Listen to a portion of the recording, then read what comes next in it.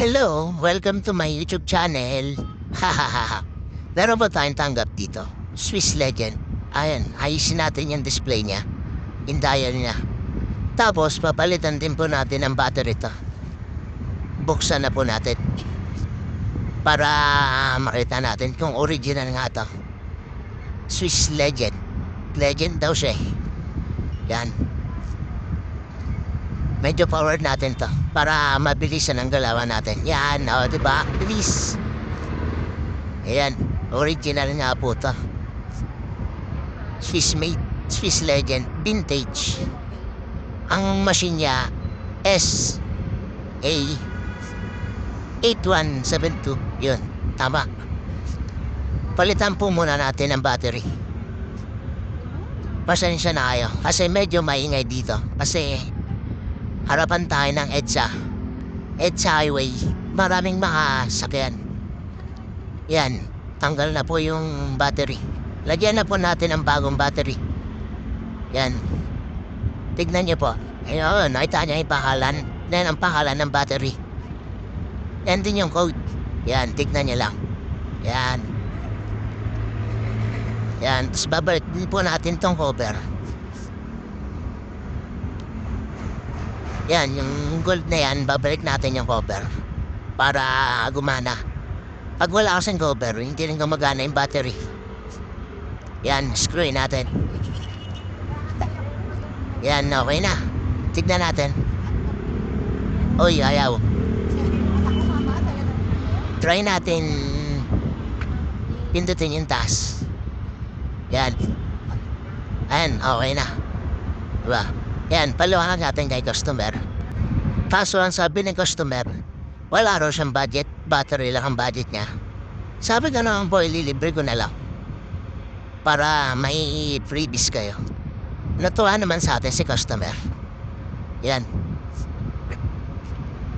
Text-flex muna natin. Yan yung iayusin natin. Yan, tinuturo ko. Medyo forward natin to. Tanggalin na natin yung makina. Yan. O, diba? Bilis tanggal na agad. Yan. Ditikit na po natin. Yan yung natanggal. O, diba? O, yan yung tamang paglagay. Yan din yung tamang lagay ng dial niya. Yan. Kapitan natin yung mga daliri.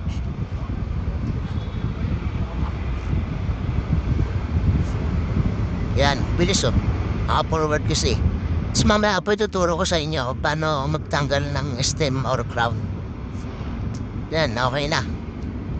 O diba? O, flex, ikot-ikot. Okay na siya. Yan. Yan, tuturo ko na po. Yan, susundutin mo lang yung bilog na yun, o. Parang ganyan. Yan. Oh, ayaw. Practice lang pala. Practice lang. Ito yung tunay. Yan, kailangan lapag kasi natin eh. Zoom ko na lang. Yan. Yun o, yung bilog na yan. Pag sinundot mo yan, oh, di ba, halabas na. Oh, ganun lang po kadali. Oh, di ba? At least natuto kayo kahit pa paano. Yan, babalik na po natin siya sa cover niya. Yan, oh, di ba? Oh, Swiss Legend. Oh, yan ang tamang display niya. Yan, oh, yan. So, balik na natin yung crown. Yan, madali lang yan. Tutusok mo lang ulit, pero dahan-dahan lang. Yan, oh, ikot-ikot lang konti. Yan.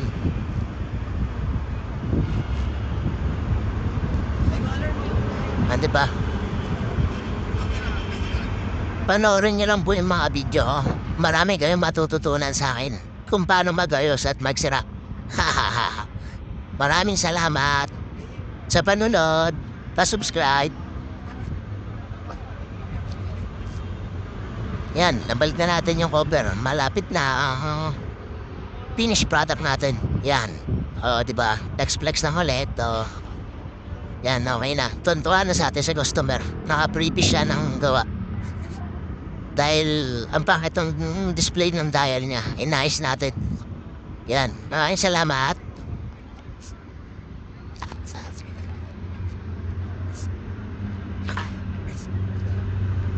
Yan na po. Finished product. Thank you.